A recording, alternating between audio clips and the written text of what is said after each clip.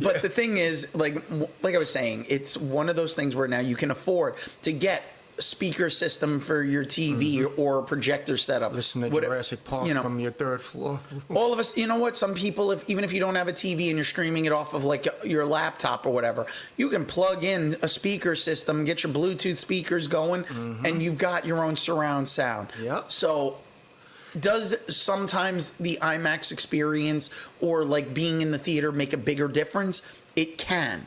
But for some people, if you're not a cinephile and you're not somebody who's like us where we're obsessed with movies, you're not going to care. You're going to watch it because you're just looking for something to watch. So somebody is going to say, you know what, taking my family to go to the movie theater and having to put up with the crowds and other people, the prices, I can watch it at home and it's going to be cheaper. Yep. So box office numbers are going to drop unless it's going to be something where there's the time and you're bringing like multitudes of kids to the theaters. That's one. And it's an important theme, especially like you said. Yeah. What was number one? Lilo and Stitch. Well, it's number two. There's another movie that's on there for the worldwide box office for 2025, but I'm going to assume it's a foreign film because by the name, I'm not even going to try to butcher it. Okay, So good enough. Yeah, but that one's made $1,899,000,000 plus at the box office currently, and that was all foreign. Domestic was only like 20 million. So that's why I'm saying that's a movie that it's overseas. So, you know, and then but let's take a look at one that came out a little more recent. Yes, 2 weeks later. Yeah, Fantastic Four, The First Steps. Now, I think Marvel did a great job with this one because you didn't need to be attached to anything else to come in. You could see this cold. Some people want to say it's a failure because people are on Fantastic Four burnout.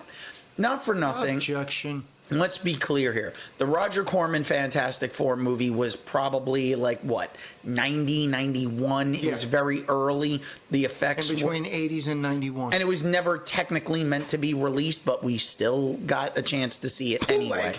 Yeah. You know, going to old school conventions where you found that on like $5. Yeah. It's one of those things where now, and I'm sure you can see it on like YouTube or something, but it was cheesy, but it was so long ago. Remember, you can't say Captain America burnout considering the fact that we had Captain America movies when, like in the 80s? Yeah. There was at least 2 of them. One, but there was the TV show. Yeah. Red Brown. Well, it was a made-for-TV movie. Well, yeah, but then it turned into a series. Yeah, but you can turn anything into a series at this point. Well, back then it actually was a hit for them because they were trying to keep on the hits with the Incredible Hulk. Yeah. I mean, they had the Nicholas Hammond Spider-Man, which lasted 2 seasons. Yeah, I know. Go back to Sound of Music, Nicholas. You can make more money that way. And then you had this movie. I'd rather watch Spider-Man.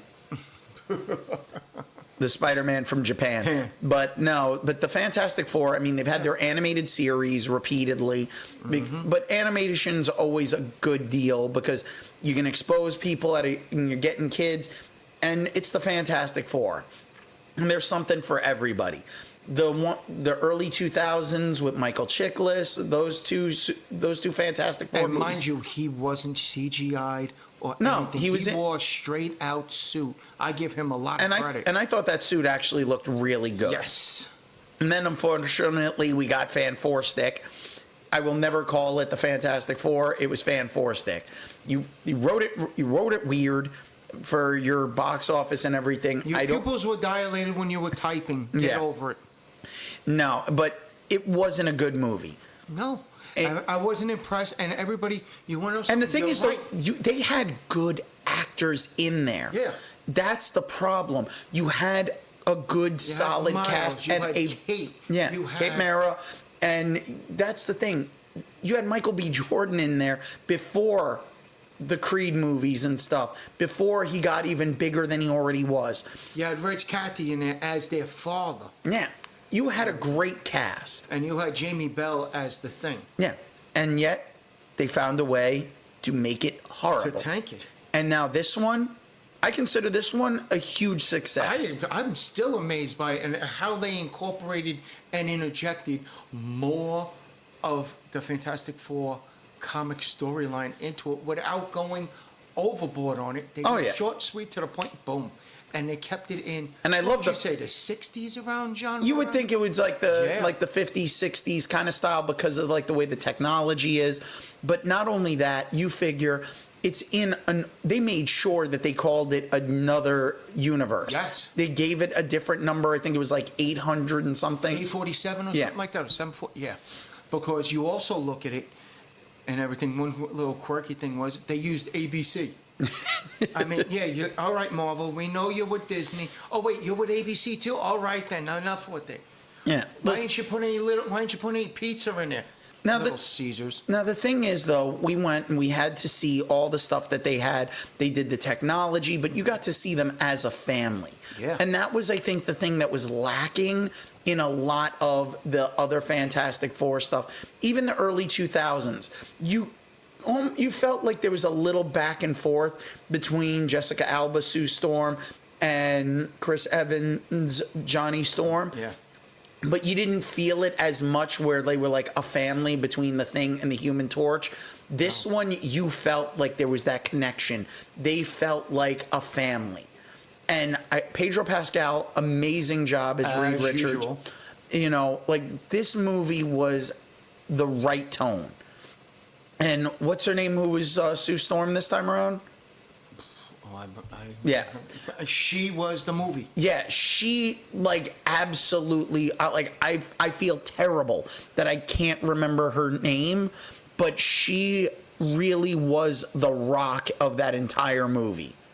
You know, people wanted to bitch about there being Vanessa Kirby. Yeah, Vanessa Kirby, you did a phenomenal job as Sue Storm. Mm-hmm. I cannot say that this movie was the Fantastic Four without her. And having them make it so it's like Franklin Richards is playing a part in this. Oh, yes. A very big part. They did a great job with Galactus, making him feel intimidating. Making him feel real, unlike a silhouette in the Rise of the Silver Surfer movie. Which wasn't even a silhouette, it was a fucking cloud. Yeah. He was a storm cloud in outer space. And they gave us a voice and a person in the Surfer. And the thing was, though, the Surfer before was fine. Yeah. But you know what? Everyone knows Norrin Rad. Yep. This time around, they used Shia LaBeouf. And that was a great choice. Mm-hmm. It's a different universe. And let's face it, you kind of thought you were going to see like a ridiculous mole man. No. No, he was hysterical. And he was Stingray. Yeah. From Cobra Kai. Yep. Same actor. And now he's in the new Naked Gun movie. Yeah. So that's the thing. They're like certain actors are starting to have like more of a resurgence with some of these things. He's got a Golden Globe, so he's starting. They're starting. Hey, he's got a Golden Globe. Okay. Oh, you were nominated for a Golden Globe. You're nominated for an M. Hey, listen, we got something for you. Yeah. That's why they're getting Pascal and everything. And even Ben Mendelsohn. These guys to do this stuff. But that's the thing. They went and they got a great cast together for this movie. There was that family element, the heart that some of the Marvel movies have kind of been lacking a little bit. Mm-hmm. And we're fans, so we're watching like the shows, the movies. So we're seeing everything. We're able to keep up. But for the average moviegoer, you can't say it's superhero fatigue when people they don't want to watch every single thing. You know what? You could be a Fantastic Four fan of the comics and want to see the movie. Great. This one, you can just jump right in. No need to have seen anything else. Right. The fact that the Thunderbolts had the post-credit sequence where you see the ship, that played nothing of that was even hinted at in this movie. They just told you that they're coming, but they didn't say when. And that's the thing. So it can fall wherever because this one doesn't fall within the normal timeline. Exactly. So you're not trying to fit it in and piece it together. So that I think was probably its biggest like actual saving grace. Yeah. Now, and the next saving grace is that ending where it's like, oh shoot, here we go. Yeah. So now, little spoilery thing, which the post-credit sequence does have a back shot of Doctor Doom. So you're not seeing the face. Doesn't have to be Robert Downey Jr. This could be another Doctor Doom. Yeah, we don't know. But standing there with Franklin Richards, you know, it's one of those things where I think they're doing something, they're setting things up. They might be getting back on track, but we'll see how it all plays out because they need to not be as interconnected, I think. The universes can be connected, but not where you have to know everything to jump into another one. Because I think that was the Thunderbolts, like, failing, was if you didn't see all the other movies and you didn't see the shows, you may not have known who those characters were. Yeah. So you need character introductions. They did a great job with introducing them for people who wouldn't have known who they were. But still, you've got characters that have crossed over from multiple things. Because now when we look at Fantastic Four, the first steps